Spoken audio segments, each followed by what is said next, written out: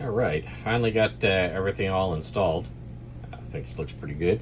The one thing I did have to do is, if you notice there's just a little gap over here, I trimmed off a little bit of this side here so that I could slide the case over.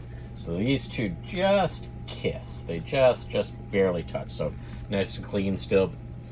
Just be aware that you do this. Now, the one thing I did notice is there's 3 tabs on the case here that help you lock it in place. Now, those you used to not be able to push them in because they were touching up against your other screen here. So now, pushing that over, those tabs actually hold the case in place, so it's stuck all the way over where it's supposed to be, and it stays right there. Now, some of the nice features. As you can see here, I've already started playing around with this a little bit, getting things set up. So I've got my Windy app here, so I can see what the weather is coming on around. Really kind of a nice thing to have. They've got some neat features there. You know, go right into Pandora. We've got the auxiliary input. And there we go, outside the rig. I've got this mounted right near the headlight so I can see down and see the stairs there and know right where my front tire is when I'm backing out places and where I can't see. And it's also kind of better than the directional sometimes when you just want to look over there while you're driving. And go back home here.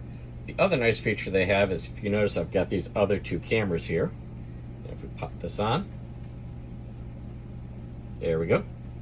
You can see we've got the front-facing camera and the rear camera. And in this, all you have to do is just touch and touch. Now, we've already got a rear camera, so yes, so you're probably going, well, why the heck do you want another rear camera? Yeah, the problem I have is that I tow with this rig, and when you're trying to back up and match up with that trailer hitch, the camera in the back just is not low enough, so you can't see the hitch. This one here, I'm going to mount this one right above where the hitch is, so when I'm backing in there, I'm going to see exactly where that hitch is and be able to back that up. And then I'll put the front one up in the front dash. So, well, folks, that's just about it. The one thing I can tell you, and you may not like my taste in music, but what the heck, throw a little Elton John up here. No, wait, can't do that because of restrictions there. Let's bring up the radio, find a station.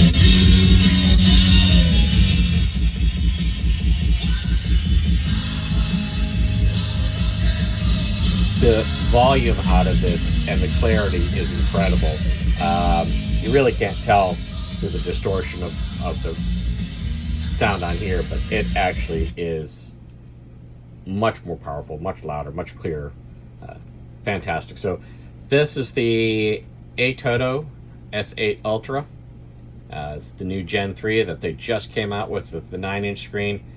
Man, it's going to be nice. I'm going to throw Blue Fire on here, be able to just display the secondary dash, so I can have the ability to check my depth levels and all the other gauges whenever I want without having to have another tablet floating around up here. You know, it'll be all built right in.